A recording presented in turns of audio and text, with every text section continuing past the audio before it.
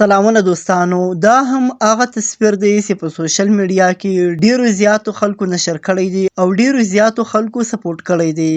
په ټولنیزو رسنیو کې د پاکستان په چینلونو باندې دغه تصویر ډیر خورا غوغا جوړه کړې ده.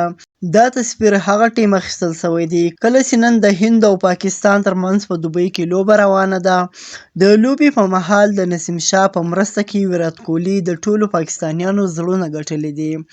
دغه تصویر ډیر نشر شوی دی او دغه تصویر ته پاکستانیو رسنیو ډیر غټ سپورټ ورکړی دی او په هر چینل باندې یې اپلوډ کړی دی. د هند پخواني کپتان ویرات کوهلي یو ځل بیا د سپورټ په ښودلو باندې د ټولو پاکستانیانو زړونه ګټلي دي. په دوبۍ کې د لوبې په مهال چې پاکستاني کرکټ لوبغاړی نسیم شاه توپوهنې ته راغی، نو په دې وخت کې د بوټانو تسمې خلاصې شوې چې ویرات کوهلي د نسیم شاه مرستې ته ورغی. دا شیبه د کیمرې په سترګو کې ونیول سو او کله چې هغه کس راڅرګند سو ټولو یو ځل بیا د ویرات کوهلي ستاینه وکړله.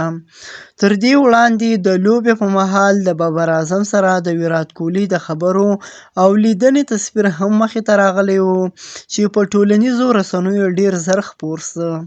خو دغه تصویر تر ماسپښین راهیسه په سوشل میډیا یعنې په ټولنیزو رسنیو باندې ډیر خور دی او ګردو پاکستانیانو دغه تصویر نه شکریا ادا کړې ده، بلکې د ویرات کوهلي نه شکریا ادا کړې ده چې هغه د نسیم سره په بوټانو تړلو کې مرسته کړې ده.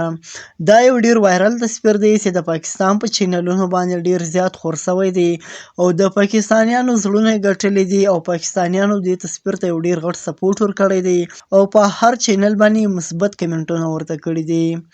د نورو تازه معلوماتو لپاره له موږ سره اوسئ.